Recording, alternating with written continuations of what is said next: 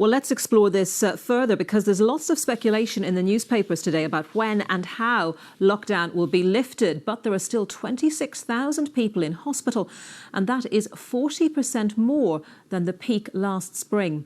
I'm joined by Dr Ian Higginson, who's the Vice President of the Royal College of Emergency Medicine. Professor, very good to have you with us. And good morning. I imagine that you are firmly in camp caution as things stand. And when we look at those sorts of figures of the number of people in hospital and the high rate of cases that we're still seeing on a daily basis. Yes, so from the perspective of our college, which represents emergency physicians and emergency departments around the country, we couldn't be more firmly in camp caution as far as this is concerned. This could all go Pete Tong really easily, and we've got to remember that we're still at pretty high levels of infection in the community.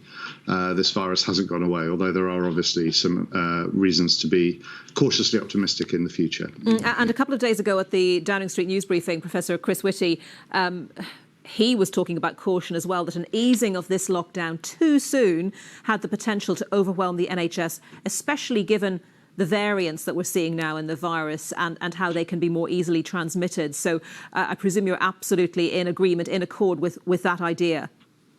Yeah, we'd be foolish not to learn from what we've seen and not to learn from any mistakes we might have made. We've seen how quickly this virus can take hold in our community. We've seen the devastating effect it can have on patients' lives and how easy it is to put the NHS in a really difficult position. The NHS isn't out of the woods yet. Remember, there's still loads of patients in hospital with this disease, and intensive care units around the country are still at beyond their normal capacity right now. So just because the curves are looking optimistic now, if we lose control, they could turn around on a halfpenny, and we could be back where we started. We're seeing incredible success with the rollout of the vaccination programme, aren't we? But are you concerned that that success is encouraging some politicians to want to, and I'll use this phrase, you can tell me whether it's the right phrase to use, to jump the gun in calling for the easing of restrictions?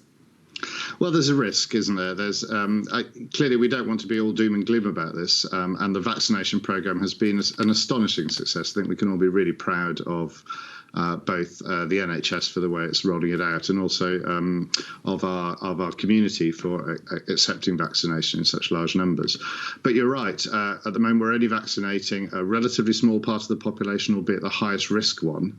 That doesn't mean that the virus is suddenly going to hang up and go away. It's still out there, and it's still looking for every opportunity to spread and to cause the sort of damage it has been.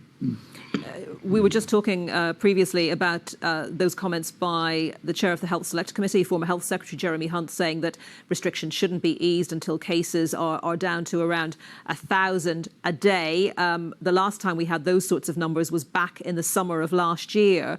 When, in your opinion, would be the right time to start easing restrictions? Hey, look, I'm not an expert in that sort of thing. Emergency doctors see what's in front of us. I think from our perspective... You must have a view, though, Dr Higginson, I imagine. You must have a gut feeling about when would be the right time. We will be led by those who specialise in this, and we, as emergency doctors, will meet what's in front of us. All I can say on behalf of our membership is this virus is not pleasant for patients. It's not pleasant to deal with, and we would like to see levels at a really safe level before we take our foot off the gas. We don't want to be in this position again, and we want our hospitals in some sort of state that they can cope with what used to be normal if we're going to head back towards that.